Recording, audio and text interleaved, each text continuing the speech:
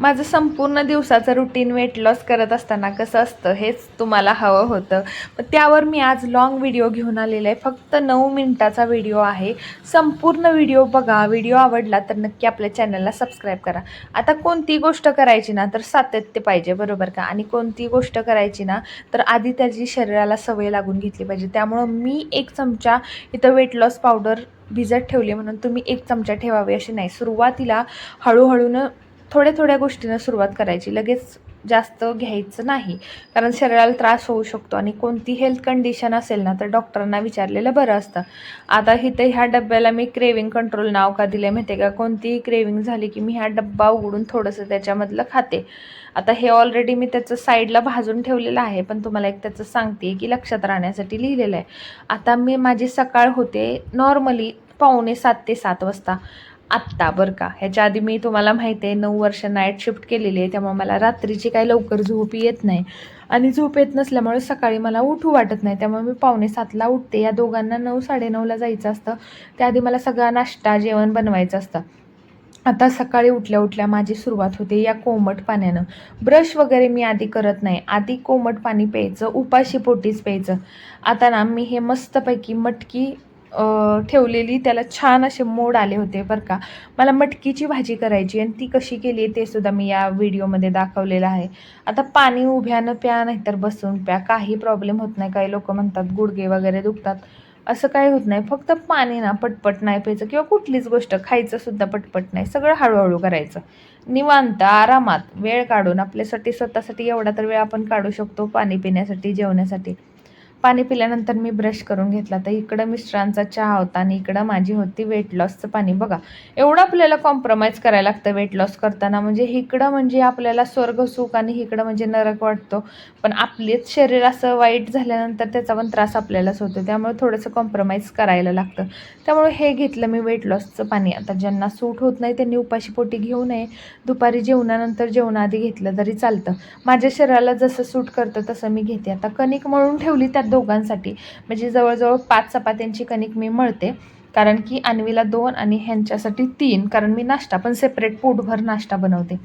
आता ना मी मटकीची भाजी कशी करते दाखवते. तेलाचं प्रमाण अगदी कमी, फक्त स्प्रे केलेलं आहे तेल. आता स्प्रे केलेलं आहे तेल बघा, एकदम थोडंसं. आणि कांद्यामध्ये एक मॉइश्चर असतं किंवा पाणी असतं, त्याच्यामुळं ना छान भाजून घ्यायचं आहे त्याला.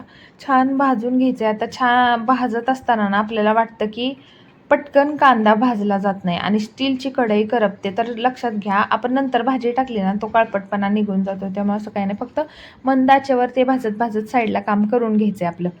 आता हे ओल्या लसणाची पेस्ट आहे, म्हणजे सॉरी ओल्या खोबऱ्याची. ओलं खोबरं होतं माझ्याकडे, त्याची लसूण खोबऱ्याची माझी पेस्ट मी ही करून ठेवलेली आहे. कारण की गावाला गेलेले मिस्टरांनी काही त्या खोबऱ्याकडे बघितलं नाही, म्हणजे ते कशाला बघतील.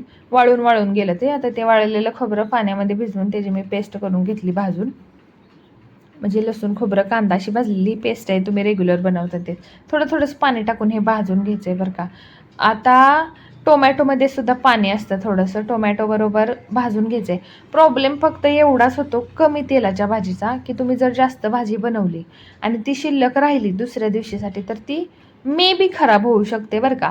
असं कंपल्सरी नाही होतेच, असं उन्हाळा असला तर. आता तिखट मीठ वगैरे टाकून छान मटकी वाफवून घ्यायची. तर मी मटकीची पातळ नाही, सुकी भाजी, कारण डब्यासाठी नॉर्मली सुक्या किंवा लफतप्या भाज्या असतात, अशा काय म्हणतात तिकडं, लफतपी वगैरे भाजी असते. पातळ भाजी करत नाही. पातळ भाजी नॉर्मली आमच्याकडं संध्याकाळी असते. मग काही नाही, आपण घरात जे वापरतो तेच आपल्या घरचा आमचा कांदा लसूण मसाला, म्हणजे आमच्याकडे चटणी बोलतात साताऱ्याकडे, तुमच्याकडे काय बोलतात कमेंट करा. आणि शेंगदाण्याचं कूट 2च चमचे वापरलेला आहे, पण वापरलं आहे बरं का. वापरत नाही असं नाही, खोबरं कोण खात नाही, शेंगदाण्याचं कूट कुणी खात नाही असं माझं काही नाही आहे. मी सगळं खाते, पण लिमिटमध्ये खायचं थोडंसं. आता नाश्त्यासाठी ना आम्ही इथं कॉर्न, आपले मक्याचे दाणे घेतलेले आहेत. त्याला पाण्यामध्ये मी शिजवून घेतले, मिठाच्या पाण्यामध्ये थोड्याशा आधी वाफवून घेतले. अगदी थोड्याशा तेलामध्ये ना त्याचं कॉर्न चाट वगैरे काय म्हणतात, आमच्या इकडं चिवडा म्हणतात, ह्याचा चिवडा बनवला आहे मी. किंवा काय म्हणतात ह्याला, तुम्हीच कमेंट करून सांगा. आता प्रत्येक गोष्ट मला त्याच वेळेनं सांगावी असं काही नाही आहे. ज्याची त्याची भाषा वेगळी असते बरं का. आता रात्रीच्या चपात्या खूप शिल्लक होत्या, त्याचा चिवडा बनवलेला, त्यात भरपूर शेंगदाणे टाकलेले. बदाम होते, ते कॉर्न होतं आणि मटकी होती. त्यामुळे प्रोटीन भरपूर भेटलेलं आहे आपल्याला याच्यामध्ये. मस्तपैकी सगळं घर साफ करून घेतलं आणि 11:30 वाजता मी गेले चालायला. मी दिवसभरात ना पहिलं काय व्हायचं माहिती आहे का, नाईट शिफ्ट असायची, ऑफिसला बसायचं असायचं, त्यामुळं मी कंटिन्यू चालायचे. 10,000 पावले मी कंटिन्यू चालायचे. पाण्याची बॉटल घेऊन जायचे आणि कंटिन्यू चालायचे म्हणजे. पण आता तसं नाही, आता थोडीशी रिलॅक्स आहे. जॉब सोडलेला आहे मी. ऑफिस चालू झाल्यामुळे तुम्हाला माहीत आहे जाणं पॉसिबल नाही आहे मला आता. त्यामुळे मी प्रत्येक गोष्ट तुमच्याबरोबर शेअर करू शकते. नाहीतर पहिलं व्हायचं 1 दिवस व्हिडिओ टाकायचे, 4 दिवस गायब व्हायचे कारण ऑफिसमुळं. आता आल्यानंतर मी माझ्या स्वतःसाठी भाकरी केली कारण मी चपातीमध्ये नव्हते. त्यामुळे मी बरोबर 5 ते 6 चपात्याची कणिक मळते या दोघांसाठी आणि त्या दोघांना नाश्ता देते. त्यामुळे ते बरोबर पुरतं, कारण शिल्लक राहिलेलं ना, शहरामध्ये कसं होतं, एकदा काय झालेलं, मी टाकलेली अशीच कुत्र्याला भाकरी, ती एक बाई मला ओरडलेली. म्हणजे काय शहराकडे ओरडतात सुद्धा असं कुणाला काहीतरी टाकल्यावर. त्यामुळे मग ते कचऱ्यात मला टाकू वाटत नाही. त्यामुळे मी व्यवस्थितच करते मोजून, आणि राहिलं तरी बाबा शिळं खाते, शिळं खात नाही असं काही नाही आमचं. अन्वीनं मस्तपैकी टिफिन संपवून आणलेला. आणि लहान मुलांना सुद्धा आपण जे खातो ना तेच खाण्याची सवय लावावी, कारण ना मग ते परत नखरे करायला लागतात पोरं, बरोबर का, जेवण जेवत नाहीत, त्यांना तिसरंच काहीतरी पाहिजे असतं. त्यामुळे मटकीची उसळ केलेली, मटकीची उसळ, कधी भाकरी केली तरी अन्वीला टिफिनला मी भाकरी पण देते. आता जेवताना कुणाकुणाला सलाद आवडत नाही, कारण मला पण सलाद आवडत नाही. आता मग काय करायचं आहे, काकडी गाजर काय असेल त्याचा घास आधी खायचा आहे आणि नंतर भाजी चपाती भाजी भाकरी काय खातो ते खायचं आहे. दुपारचा भात खात नाही मी, म्हणजे घास छान लागतो आपल्याला, आपण चावून चावून खायचं आहे.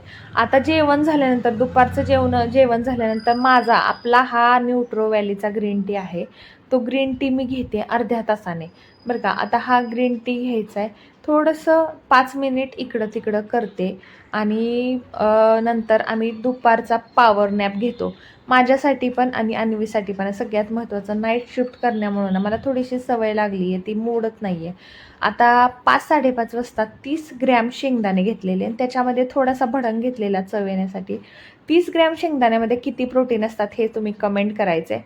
हे घेतलं मी. अन्वीला ऑलरेडी दूध बिस्किट दिलं होतं मी. आता त्याच्यानंतर परत मी चालायला गेले. संध्याकाळचा स्वयंपाक बनवला नव्हता अजून. संध्याकाळ स्वयंपाक करण्याच्या आधी चालायला गेले. याच्या आधी असं नव्हतं बरं का. याच्या आधी सगळं माझं ऑफिसमुळं असलं, मी कधी बाहेर नाही, फक्त सकाळीच असायचे. नंतर आज आम्हाला बनवायच्या होत्या चकोल्या. आता याच्यामध्ये सुद्धा डाळ आहे, डाळीमध्ये सुद्धा प्रोटीन आहे. त्यामुळं पनीरच पाहिजे, टोफूच पाहिजे. नॉनव्हेज न खाणाऱ्यांना अंडी मटण नसण्याचं टेन्शन असं काही नाही आहे बरं का. प्रत्येक गोष्ट मानली तर सगळी. आता पहिली गोष्ट, जे खरंच नॉनव्हेज खात नाही ते पनीर आणि टोफू शोधत बसायचे का, नाही ना. तर मग मी एवढ्या गोष्टी असल्या काही मानत बसत नाही. किती जगानं काही शिकवलं तरी आपल्याला जसं वाटतं तसंच मी करते. कारण की सगळ्यात महत्त्वाचं असतं, सगळ्यात महत्त्वाचं काय असतं माहिती आहे का आपल्याला, आपण नाही का, प्रत्येक गोष्ट जर मोजून मापून खायला लागलं ना तर अवघड होतं. त्यामुळं ना थोड्या थोड्या, आपल्याला पहिलं काय 30 ग्रॅम शेंगदाणे म्हणायचे नाही, मुठभर शेंगदाणे रोज खाल्ले पाहिजेत असंच म्हणायचं ना, बरोबर आहे का नाही. पण आता तुम्हाला एक अंदाजा यावा म्हणून मी ते मोजून दाखवते, बाकी काही नाही आहे. आणि एकदम ज्याला खरंच कॅलरी डेफिशियंटनं खायचं आहे वगैरे या काळामध्ये, त्याच्यासाठी ते आहे.